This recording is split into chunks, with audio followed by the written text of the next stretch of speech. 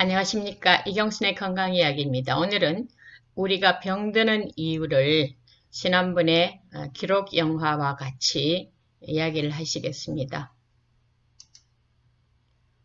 Forks of Lives의 지난 시간에는 콜웰 에셀슨에 대해서 그분이 어떤 업적을 남겼으며 심장병을 어떻게 반전시켰는가에 대해서 했고, 오늘은 우리가 왜 병나게 되는지를 콜린 캠벨과 더불어 같이 이야기해 보시겠습니다.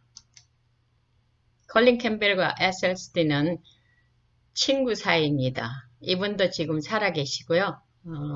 보면 Forks of Life에 출연하셨고 The China Study를 저술하셨으며 큰 연구 과제를 수행하셨고 호울이라는 책을 유명한 책을 지으셨습니다. 코넬 대학 영양화학과의 명예교수이시며 지금은 퇴직하셨지만 300여 편 이상의 연구 논문을 출간하셨고요. 저지방과 저단백질, 채식 위주, 자연식품 옹호가이십니다. 미국의 최장기 베스트셀러인 The China Study를 2005년에 썼고 우리나라에서도 무엇을 먹을 것인가 라는 제목으로 번역이 됐습니다. 여기에서는 동물성 지방과 질병, 특히 암과의 관계가 어떤지를 20년간 연구한 결과물입니다. 미국 암연구협회 회장을 역임한 걸 보면 이분이 얼마만큼 절명한 인사인지를 아시겠죠? 미국에서뿐만 아니라 전 세계적으로 유명한 영양학자이십니다. 암이라고 그러면 우리가 의학이 더 가깝죠, 영양학보다. 근데 그 수많은 엄청난 의사들이 영양학자를 회장으로 모셨다는 것은 대단히 저명하고 업적이 정말 큰 교수라는 걸 알 수 있을 겁니다. 뉴욕타임 베스트셀러인 홀, 이걸 또 우리나라 말로 번역을 했는데 당신이 병드는 이유라고 했습니다. 학자로서 오직 진실을 알리기 위한 책을 썼다고 했습니다. 그 다음에 알다시피 다큐멘터리 필름 2011년에 Forks of Knives라는 기록 영화를 만드셨고요. 자, 그럼 중국 연구 The China Study가 어떤 연구인지 한번 보실까요? The China Study의 연구 결과가 미국 전체에 어떤 파장을 미칠지를 고려하기 때문에 이 프로젝트를 미국에서 수행할 수 있는지 의회의 허락을 받아야 했는데 미국의 주요 산업인 축산업과 식품산업에 막대한 지장을 줄 것을 우려해서 미국 본토는 물론이고 미국 어디에서도 이 연구를 수행할 수 없도록 막아버렸습니다. 그래서 결국 학자들은 중국의 예방의학자들과 또 영국과 미국에 있는 학자들이 중국 본토에서 연구를 수행했습니다. 첫 번째 관심사는 물론 음식과 질병 간의 관계였습니다. 음식과 질병 간에 어떤 상관관계가 있는가, 특히 암, 만성질환과 어떤 관계가 있는가를 연구하기 위해서 중국 시골 주민들은 이사도 안 가고 음식도 대대를 이어오는 전통 시기를 먹기 때문에 또 민족이 섞이지 않는 특성도 있고 그래서 연구하기가 굉장히 쉬웠습니다. 보니까 이들은 저지방, 고식이섬유, 채식 위주의 식사생활을 하고 있었습니다. 이 연구를 가리켜서 뉴욕타임즈에서는 역학의 그랑프리라고 말할 만큼 정말 대단한 연구예요. 83년부터 2003년까지 20년간 전향적 연구를 했습니다. 83년에 시작해서 그때부터 연구를 시작해서 그때부터 조사를 하고 시작하는 거예요. 옛날 자료를 쓰는 게 아니고요. 그걸 전향적 연구라고 그랬죠. 중국 시골 마을 65개 지역을 대상으로 사람들의 식단을 다 조사했습니다. 그들에게 발생하는 만성질환과 12가지의 암 발생률을 조사해서 통계 처리를 했습니다. 결과는 동물성 음식이 만성질환이나 암과 직접적인 연관이 있다는 결과가 너무 명확해서 통계 처리도 할 필요가 없을 정도였다고 그럽니다. 그게 The China Study고요. 미국 최장기 베스트셀러였습니다. 아까 말했듯이 무엇을 먹을 것인가 번역되어 있습니다. 우리나라 말로. 그 다음에 whole은 뉴욕타임즈 베스트셀러였습니다. 당신이 병드는 이유라고 우리나라에서 또 번역이 되어 있습니다. 여러분들이 정말 건강에 투자하신다면 이 2권 정도의 책은 사보시면 제 강의 짧은 시간에 하는 거 얼마나 다 나열해주고 전달되겠습니까? 여러분이 한번 직접 읽어보시면 상당히 도움이 되시리라고 생각합니다. 미국의 최고 영양학자일 뿐만 아니라 세계적인 영양학자인 캠벨이 79살의 나이로 금전적인 대가를 바라지 않고 과학자로서 대중에게 진실을 알 권리를 전하는 책이다 그랬어요. 근데 이 책에서 뭐라 그랬는가 하면 영양은 인간의 건강에 핵심적인 열쇠이다. 그러니까 영양이 대단히 중요한 요소인 거죠. 대부분의 사람들이 적절한 영양으로 생각하는 것들이 실제로는 부적절한 것이다. 우리가 지금 날 때부터 아니면 초등학교 때부터 지금까지 배운 지식이 틀렸다는 거예요. 지난번에도 제가 틀린 걸 몇 가지를 말씀드렸죠.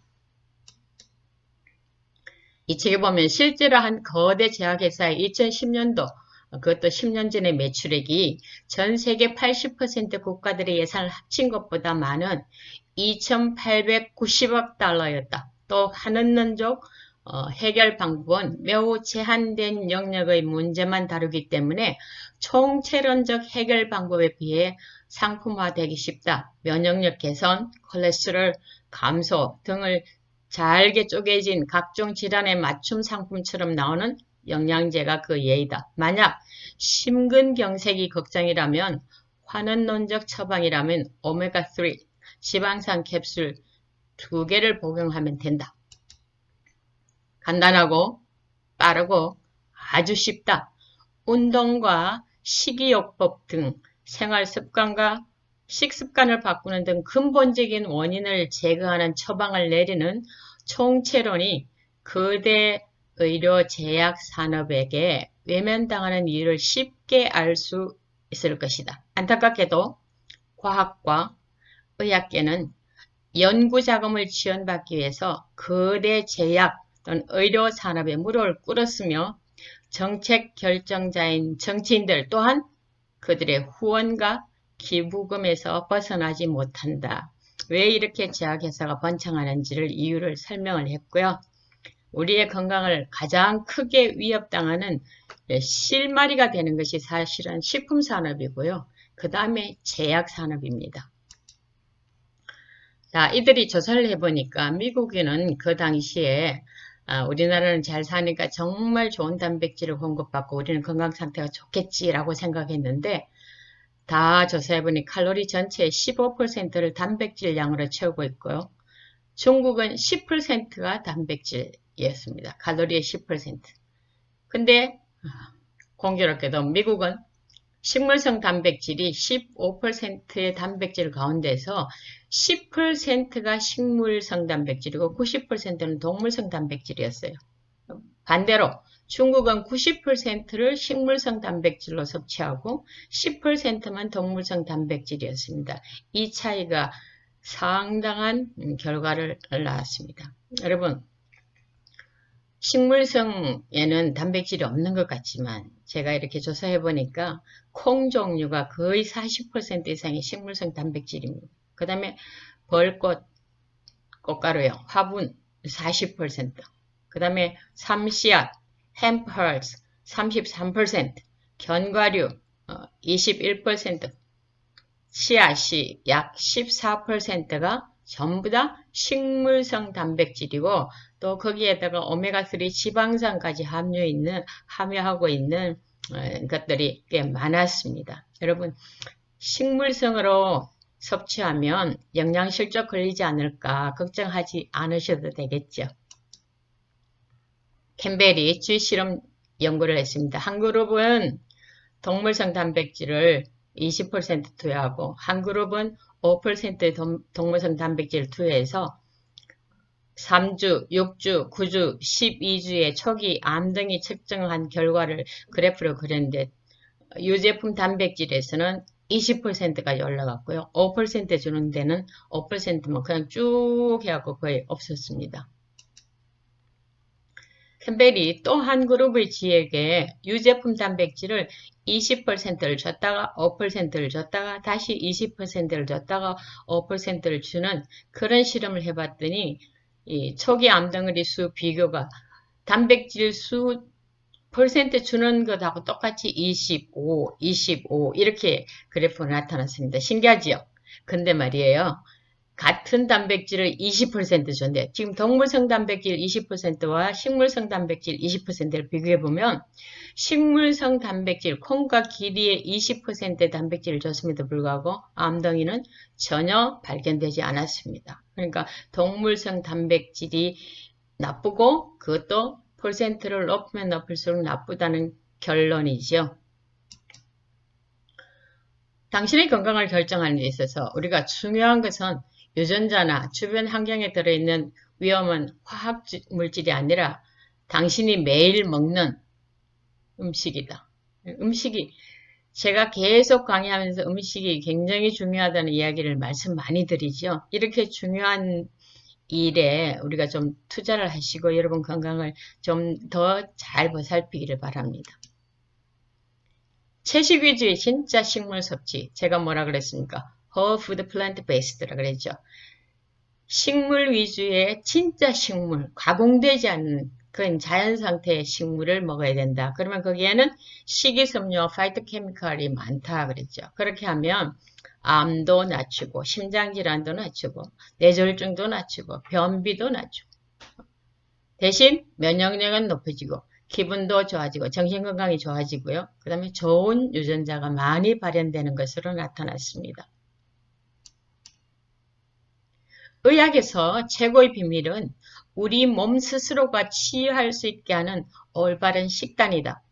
심혈관 질환을 적절히 치유할 수 있는 식사의 변화는 훌륭한 약이다. 환자들은 콜레스테롤 수준이 유의하게 감소되는 것을 기대할 수 있고 아무런 부작용 없이 심혈관 질환으로 인한 사망률이 낮아질 것이다. 음식은 많이 먹으면 말이에요. 어떤 나쁜 콜레스테롤이 많으면 줄여주고 또 콜레스테롤이 적으면 올려주고 하면서 부작용이 없는 거 참 희한하지요. 근데 약은 이 세상에 부작용 없는 약은 한 가지도 없습니다. 당신이 먹는 음식들이 가장 비싼 처방약보다 더 빨리, 더 확실하게, 그리고 가장 극단적인 수술보다 더 적극적으로 당신을 치유할 수 있다. 대단하죠, 그죠? 그 다음에 마이클 크레글이라는 40대 또 그 의사가 한 분 계신데 음식이 강한 힘을 가진 약이다. 그래서 여러분 음식을 이제부터 좀 더 잘 챙겨 드시고 신경 쓰시면 훨씬 건강에 유익을 받을 수 있습니다. 과도한 단백질 섭취는 암을 유발하고 과도한 에스트로겐은 유방암을 유발하고 동물성 제품, 특히 유제품들이 많이 그렇다는 거예요. 유제품에 과도한 영양소가 들었고 성장 호르몬, 항생제가 많아서 림프계를 폐색시킨다. 우리 몸에 배설물, 독극물, 배출물, 찌꺼기를 배출하는 림프계가 폐색되면 우리 몸이 어떻게 되겠어요? 어떤 음식을 선택하느냐에 따라서 우리가 암 걸릴 것인가, 심장질환 걸릴 것인가, 이형 당뇨병 걸리는가, 뇌졸중 걸리는가, 황반 변성이 일어나는가, 편두통이 일어나는가, 발기부전이 생기는가, 관절염 생기는가, 이걸 다 예방할 수 있는 거예요. 건강한 식단은 많은 질병을 물리칩니다. 건강한 식단은 언제 시작해도 늦지 않습니다. 여러분 아직도 시작하지 않으셨습니까? 이제부터라도 시작하시면 늦지 않다고요.